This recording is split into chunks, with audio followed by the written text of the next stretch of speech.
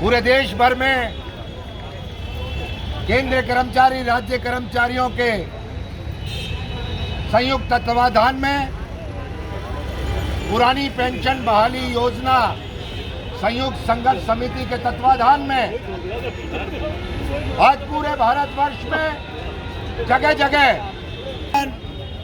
Rally निकालकर इस देश की सरकार को एक बार पुनः ये संदेश देने का काम किया जा रहा है, उन्हें आगाह करने का काम किया जा रहा है कि समय बहुत कम बचा। समय रहते युवा कर्मचारियों की,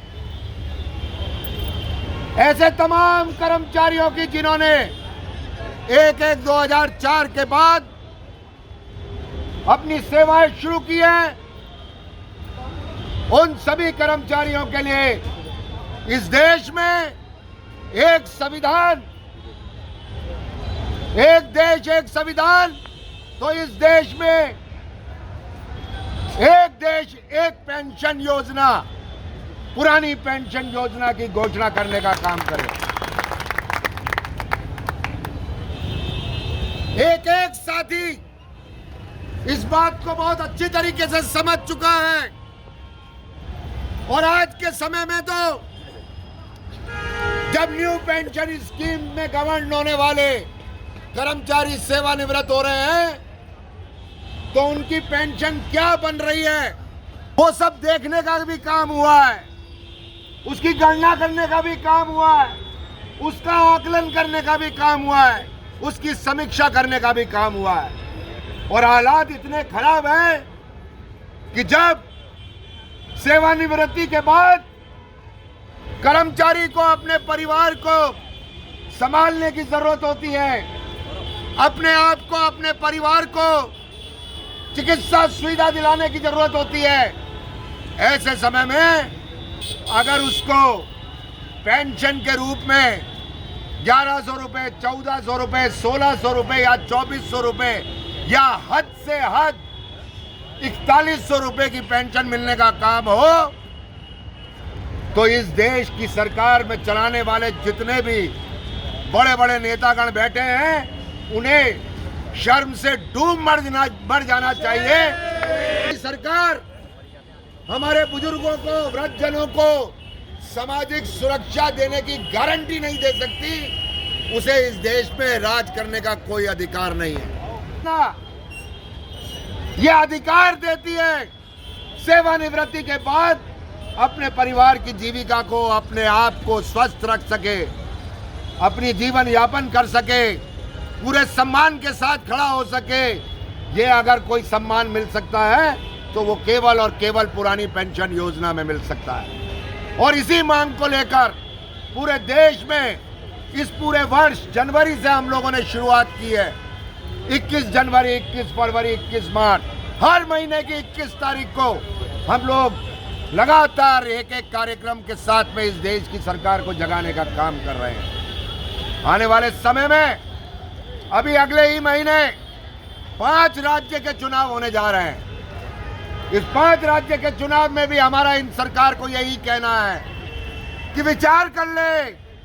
हर राज्य के अंदर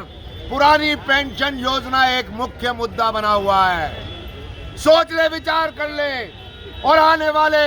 मार्च अप्रैल 2024 में जो आम चुनाव होंगे, आपका भी अगर मुख्य मुद्दा कोई होगा तो वो पुरानी पेंशन योजना होगा। और जो राजनीतिक पार्टी पुरानी पेंशन योजना की बात करेगी, अब केवल देश में वो ही राज करेगी। इस बात को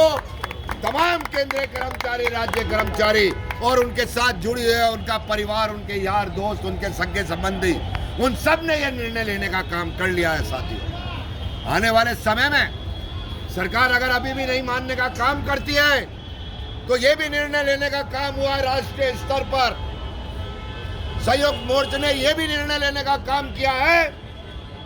कि अगली 21 और 22 नवंबर को हर संगठन अपने अपने जो सदस्य हैं, अपने अपने जो रेल कर्मचारी हैं, अपने अपने जो कर्मचारी हैं, चाहे वो राज्य में हो चाहे केंद्र में हो, वो 21-22 नवंबर को के पक्ष में मतदान करवाने का काम करेंगे कि कितने लोग हड़ताल के पक्ष में हैं और कितने लोग हड़ताल के विपक्ष में हैं। ये मतगणना होगी और हमारी जिम्मेदारी होगी कि हम तमाम रेल कर्मचारियों को हड़ताल के पक्ष में मतदान करने के लिए उन्हें प्रेरित करने का काम करें। और मैं दावे के साथ कह सकता हूं कि आने वाला 21 और 22 नवंबर का दिन जब हम मतदान कराएंगे इस हड़ताल के लिए और मतदान कराने के बाद हड़ताल का नोटिस देंगे इस देश की सरकार को, और इस देश की सरकार के सामने 2024 का एक तरफ तो आम चुनाव होगा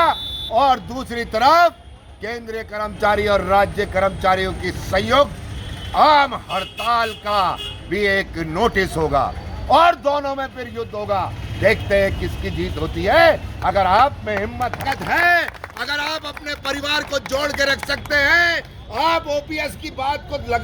पूरी तरीके से लागू कराने की सोच सकते हैं, तो निश्चित रूप से इस लड़ाई में आप लोगों की जीत होगी और सरकार को घुटने टेकने होंगे और सरकार को पुरानी पेंशन योजना लागू करनी होगी। जरूरत यह है